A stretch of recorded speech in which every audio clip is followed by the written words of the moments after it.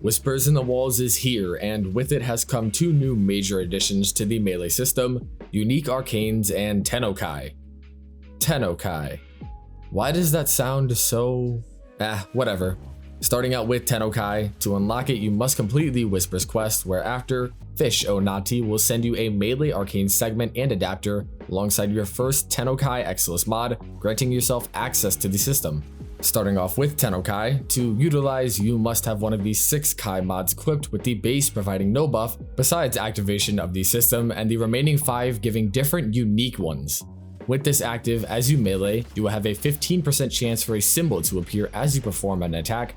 Executing a heavy attack while the symbol is present will trigger a Tennokai heavy attack, having a faster windup speed and not consuming any combo counter, giving you the full benefit of its modifiers towards them.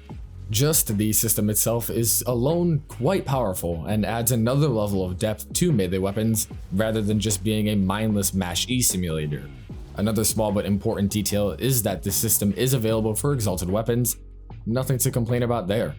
The remaining mods all do more than just give you access to the system, with our first, Discipline's Merit, granting heavy opportunities every 4 melee hits instead of at random. For pure consistency, this mod is fantastic, giving you the heavies almost every 2 seconds in enemy dense content, which as expected, do a lot of damage. Master's Edge on the other hand forgoes any sort of opportunity chance for a 60% damage buff. Personally, I find this quite weak, as heavies are already quite strong at 12x combo, and other Kai mods just heavily outweigh it. One of those being Opportunity's Reach, increasing the opportunity window by 4 seconds and the heavy attack range by 3 meters.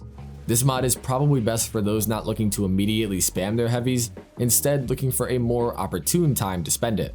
Conditions Perfection on the other hand is quite weak, giving 100% status chance to Tennokai attacks. Most good melees already have Force Slash on their heavies, making this largely redundant for them anyways.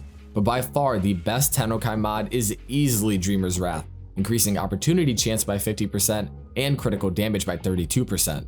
This gives you the chance to get more heavies with a significant buff on top of them, as critical damage is a very sought after stat. Overall, I would recommend that and Discipline over all else, with Master's Edge and Conditions Perfection at the bottom. The Tennokai system is without a doubt very strong and also very fun, adding another layer of depth to melee arcanes, but simultaneously, they have received another major buff in the form of melee arcanes. To use, you must slot an adapter onto your melee similar to primaries and secondaries. Of the 8 arcanes currently available, some of these are quite strong, though to preface, I only have the rank 1 versions of them due to my affiliation with DE and their creator program. But regardless, let's talk about them. I will be mainly discussing their maxed out stats. Animosity will increase your critical chance by 42% per hit up to a cap of 420% on melee hit, only buffing your next heavy attack. With the Tennokai system, this is far from a bad arcane, most useful for those who are leaning all the way into it. Melee Duplicate may be one of the strongest arcanes we've ever seen.